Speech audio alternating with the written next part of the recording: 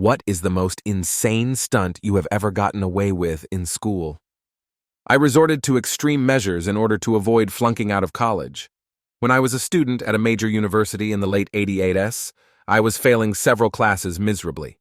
I had completely screwed up in 2 of my 6 classes, and I needed to make a plan of how not to flunk out. For one class, I decided to dedicate all my spare time in correcting where I went wrong and fix it by acing the final exam. The other class, which was much more technical, required that I come up with a plan. Keep in mind that I was a total goody-two-shoes kid who felt like they were in a desperate situation. Failing out of college was not something I could allow to happen. Desperate times, desperate measures. The class that I needed to pass was a science and engineering class that I had not bothered to go to. So I went to the very last Thursday class to figure out my plan. One thing the professor did say was that if you had a 93 or higher average in the class, you could opt out of the final exam that was happening in 1 week. I had a 64 average, so I had to take the exam. How was I going to ace this exam? My grades were too low to get pulled up enough. The only way to fix this was to get my grades changed. So I came up with a Hail Mary plan, one that involved a few rules to be broken, and by rules, I mean laws. The science building where the class was given would close for the weekend. This meant that the professors' offices were locked, and most of the labs were locked as well. You could still get into the main parts of the building, but you had to talk to a security person if it was after hours, since there weren't digital badges back then. So here was my plan. On Friday afternoon, after most classes were over, I scoped out the whole building. It was a U-shaped building that was 3 stories tall. I had to find a way in. Luckily, I found one of the first floor labs on the inside of the U, which had large horizontal windows that could be unlocked and would allow for someone to crawl through. Even better, one of the lab's windows was obscured by a small fenced-in area that housed some of the electrical and HVAC units. Large bushes lined the fence as well. So while I was there, I went into the lab and unlocked a window to allow myself a place to enter the building. The door of the lab was propped open and I unpropped it and let it close. It locked. Good to know. That would reduce the chances of someone relocking the window. I also scoped out the professor's office. It was open, but he was not there. It was very small, with no windows. Just enough room for a desk, his chair, and a couple of other chairs. His office door was an all-metal door painted beige, except for a small center window in the middle. The window had a wire screen built into the glass held in place by a simple screwed-on frame. There were lots of manila envelopes and schedules on the door as well. This would be a challenge, but I had formed my plan. At around 3:30 in the morning, I arrived back at the building with my backpack and a plan to break into the building. I had a hammer, pliers, a roll of tape and some screwdrivers that I had scrounged, and I was nervous as hell. I made my way through the bushes and climbed over the fence. I checked the window, and it was still unlocked. I pulled myself up through the window and into the dark lab. Remembering that the lab doors would lock behind you, I slowly opened the lab door and placed some tape on the lock to stop it from locking. I was expecting a quiet building, but instead was greeted by the loud sound of machinery running. Another lab was conducting an all-night test or something, and at least 3 upper-level students were there overseeing the project. In a way that was good because my presence wouldn't necessarily be noticeable by others. I would find out later that it would also cover any noises I made. I made my way to the professor's office door, which was in a more out-of-the-way part of the building. The office was located right by one of the stairwells, so I could hear anyone coming down the stairs. Also, if someone happened to start coming from the other way, I could use the stairs for a quick exit. I pulled out the screwdriver to start unscrewing the frame around the glass window in his door, and soon realized that the screws were covered in decades of paint. Not good. What I thought was going to be a 2-minute job turned into a 45-minute job. I went into what I would call screw-it mode and just went to town on this window frame. I had a few starts and stops, but no one came by.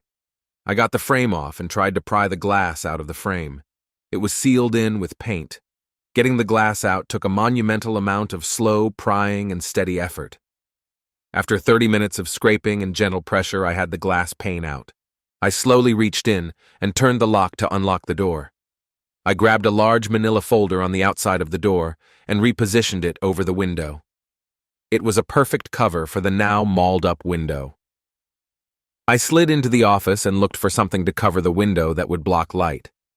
The desk calendar would do the job, and a few pieces of tape held it up well. Then I turned the lights on to survey the scene. I was now presented with a desk, a chair, and a small slim table behind the desk. Of all the ways my plan could go wrong, my biggest fear was that the professor may have taken all of his grades home with him. A quick look into the large, flat file on his desk, and I had his full handwritten grade register in my hands, and the pen he used for recording grades was tucked right inside. He taught 6 classes that semester, and I only needed to change one grade, my grade. However, now that I had seen how banged up the paint was on the glass window frame, I knew I had to alter the plan. I searched through the gradebook and found all of my grades and saw I had several in the 70s and some lower 60s grades. I had done some work in the class. I thought it over for a few seconds and started executing Plan B. I went through every single class he had and began randomly changing anything in the 60s to read as in the 80s. Then I went through and changed all the 70s I found to read as 90s. I realized that the changed grades wouldn't stand up under close scrutiny, so I had to create a herd immunity of changed grades. I noticed a few bad students in some of his classes and made some extra efforts at changing their grades. A 0, now an 88. This was taking a while. With 6 classes and 50 students in each class, and about 10 grades per student, there were about 3,000 grades in this register. I changed at least 1,500 of those grades. Of course my grades were changed as well, lots of numbers in the 90s. I closed the gradebook and placed it back in the drawer exactly as I had found it, but I heard a little plink sound. I pulled on the drawer and realized it was now locked, but wasn't before. Okay, so maybe he'll think he locked it. No big deal. My mind began to wonder what the aftermath of this might be. Would this work? Would I be able to get away with not taking the exam by creating this academic chaos? About this time was when I noticed the IBM PC on his back table. I wondered if he recorded his grades on a handwritten register and his PC. If he had a backup of the grades, all of this would be for nothing. Also, I couldn't reference all the changed grades as the drawer was now locked. I booted up his IBM PC and saw that it had 2 3.5 disk drives. There's 5 disks by the computer. What to do? I load each disk in the drive, type del, and nuke them all. I hadn't planned on this, but whatever, I was in screw-it mode after all. So let's review the plan, change so many grades that he would have to take an impossible amount of time to deconstruct the chaos and simply give out good grades, or at least better grades as needed. No one particular student would be identifiable as a culprit because there were plenty who had a motivation to change the grades. This was as good of an idea as I could come up with. After having distributed all the good grades to all the good boys and girls, I gathered my tools and planned my exit strategy.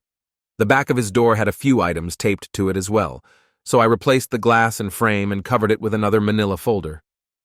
I wrote a poorly written note on a post-it that said, "Sorry, mop handle cracked the glass. Replaced glass. Maintenance." I then got out of there. I got past the grad student running the machine, slipped out the window, and never went back. I didn't show up for the final exam either because, higher than a 93 average and all that. I waited 45 long days that summer to get my grades.